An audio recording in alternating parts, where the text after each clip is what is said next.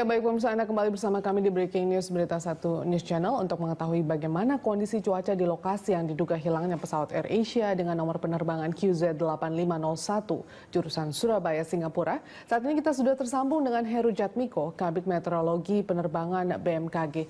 Halo Pak Heru.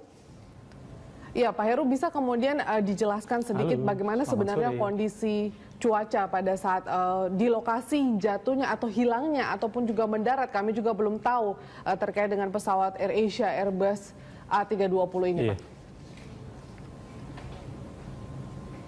Ya, selamat sore Mbak Monica. Dapat kami jelaskan bahwa kondisi cuaca di tempat kejadian adalah saat itu sedang keadaan berawan dengan kondisi awan dari jenis cumulonimbus dengan ketinggian itu sekitar 1.800 feet begitu. Ya, keadaan berawan. Baik, Pak Heru, ya, ada kemudian istilah yang disebut Intertropical Convergence Zone. Ini hasil perbincangan saya dengan Pak Randy juga, ITCZ begitu ya Pak ya. Iya. Itu merupakan pertemuan arus udara. Betul. Mungkin Bapak bisa jelaskan sedikit bagaimana kondisi pertemuan arus udara pada hari ini, kemudian khususnya di waktu-waktu melintasnya pesawat AirAsia A320 ini, Pak. Iya, terima kasih Mbak Monica. Dapat kami jelaskan bahwa ITCZ, Intertropical Convergence Zone, itu adalah pertemuan dari arus selatan dan arus utara. Ya, trade wind ini sebetulnya angin pasat dari timur laut dan angin pasat tenggara. Dia bertemu di sekitar ekuator. Pergerakan dari ITCZ ini adalah bersamaan dengan pergerakan matahari yang dari bergerak sekarang, sebagaimana kita ketahui matahari sekarang kan berada di belahan bumi selatan. Biasanya itu mengikuti pergerakan matahari begitu. Jadi saat-saat ini memang posisi-posisi ITCZ itu ada di sekitar ekuator, dan posisi ITCZ itu biasanya disertai dengan kondisi cuaca buruk. Misalnya tumbuhnya awan-awan cumulonimbus ini, kemudian juga disertai biasanya dengan hujan gitu. Itu ITCZ merupakan memang fenomena alamiah, fenomena yang memang terjadi di ekuator gitu.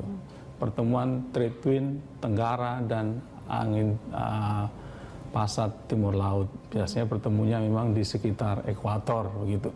Begitu Mbak Monica. Baik, apakah kemudian kondisi ini juga bisa berpengaruh atau mengganggu penerbangan pesawat begitu baik khususnya Airbus A320 ini Pak yang dinyatakan hilang kontak hingga saat ini? Iya, dapat kami informasikan bahwa bidang kami sebetulnya tidak menjudgment atas bisa tidaknya pesawat itu terganggu atau tidak ya. Yang kami informasikan adalah kondisi cuaca di tempat kejadian, hanya itu yang bisa kami informasikan. Jadi pada saat tadi kejadian sekitar jam 00 Zulu atau jam 8 waktu Indonesia bagian Barat, dapat kami informasikan bahwa di situ memang terjadi awan-awan cumulonimbus begitu. Awan cumulonimbus itu sebagaimana kita ketahui biasanya juga terbentuk atas konvektif, awan-awan yang karena adanya pemanasan matahari. Tapi di saat itu tumbuh karena bisa saja karena ITCZ tadi begitu.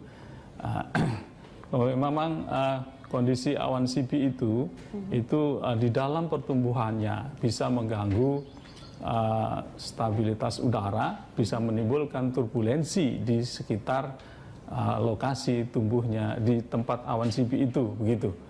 Apakah awan CP tadi itu menyebabkan ya, begitu. Iya, ya. Baik, Pak Heru, apakah Ya, dengan kondisi saat ini akan berlangsung berapa lama kemudian Pak berkumpulnya awan cumulonimbus dan cuaca yang kemudian bisa mengganggu juga sebenarnya proses penerbangan, apalagi di zona ITCZ ini begitu Pak. Apakah kemudian juga ada arahan ataupun juga sedikit rekomendasi agar sejumlah penerbangan memang harus berhati-hati atau sejumlah maskapai harus berhati-hati untuk beberapa hari ke depan dengan kondisi saat ini, kondisi cuaca ini Pak? Ya.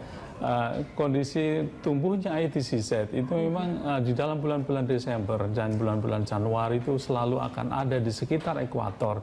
Nah, mengenai rekomendasi yang kami berikan kepada penerbangan itu sebetulnya sudah kami berikan setiap pesawat itu akan terbang. Mereka akan membawa informasi mengenai kondisi cuaca pada saat dia akan terbang, pada saat dia akan melewati titik-titik tertentu. Itu ada yang kita sebut biasanya dengan flight document. Nah, itu dalam flight document isinya cukup lengkap, antara lain adalah kondisi cuaca pada saat di bandara pada saat dia akan terbang, kemudian kondisi cuaca di perjalanan en route-nya, kemudian kondisi cuaca di mana kemungkinan dia akan datang atau kemungkinan alternate, bandara-bandara alternate sudah kami sertakan semua, ada di dalam sekumpulan informasi yang kita kenal di dalam istilah kami adalah flight document. Jadi cukup lengkap itu Mbak. Kemudian juga selain kami berikan informasi itu berupa flight document, di dalam website kami juga menyiapkan informasi yang cukup lengkap. Jadi sebetulnya itu bisa diklik yang informasinya cukup lengkap dari informasi yang diperlukan untuk menunjang keselamatan penerbangan. Cukup lengkap itu di bmkg.go.id. Lebih lengkapnya ada di aviation.bmkg.go.id. Nah, itu informasi mengenai keseluruhan mengenai penerbangan ada di situ. Begitu Mbak Monika. Baik, terima kasih Pak Heru atas informasinya. Semoga ini sangat bermanfaat khususnya untuk penerbangan-penerbangan selanjutnya, apalagi di bulan Desember ini begitu. Terima kasih Pak Heru Jatmiko dari BMKG.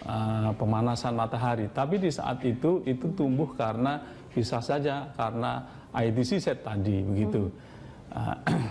Memang kondisi awan CP itu di dalam pertumbuhannya bisa mengganggu stabilitas udara, bisa menimbulkan turbulensi di sekitar lokasi tumbuhnya di tempat awan CP itu begitu. Apakah awan CP tadi itu menyebabkan begitu? Iya, baik Pak Heru, apakah dengan kondisi saat ini akan berlangsung berapa lama kemudian Pak berkumpulnya awan cumulonimbus dan cuaca yang kemudian bisa mengganggu juga sebenarnya proses penerbangan, apalagi di zona ITCZ ini begitu Pak? Apakah kemudian juga ada arahan ataupun juga sedikit rekomendasi agar sejumlah penerbangan memang harus berhati-hati atau sejumlah maskapai harus berhati-hati untuk beberapa hari ke depan dengan kondisi saat ini, kondisi cuaca ini Pak?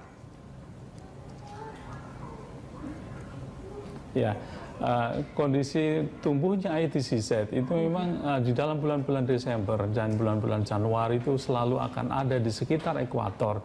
Nah, mengenai rekomendasi yang kami berikan kepada penerbangan itu sebetulnya sudah kami berikan setiap pesawat itu akan terbang. Mereka akan membawa informasi mengenai kondisi cuaca pada saat dia akan terbang, pada saat dia akan melewati titik-titik tertentu. Itu ada yang kita sebut biasanya dengan flight document.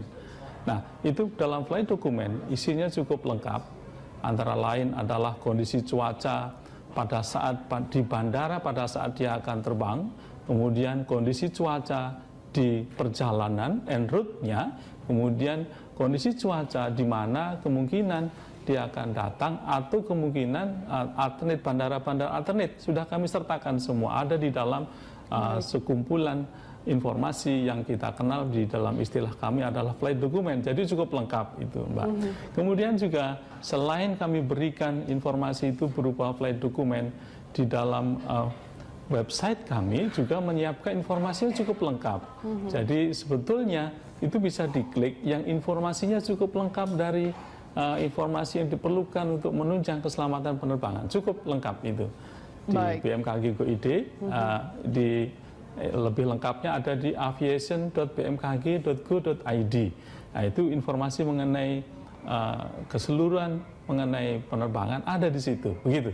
Begitu Mbak Monika. Baik, terima kasih Pak Heru atas informasinya. Semoga ini sangat bermanfaat khususnya untuk penerbangan-penerbangan selanjutnya, apalagi di bulan Desember ini begitu. Terima kasih Pak Heru Jatmiko dari BMKG.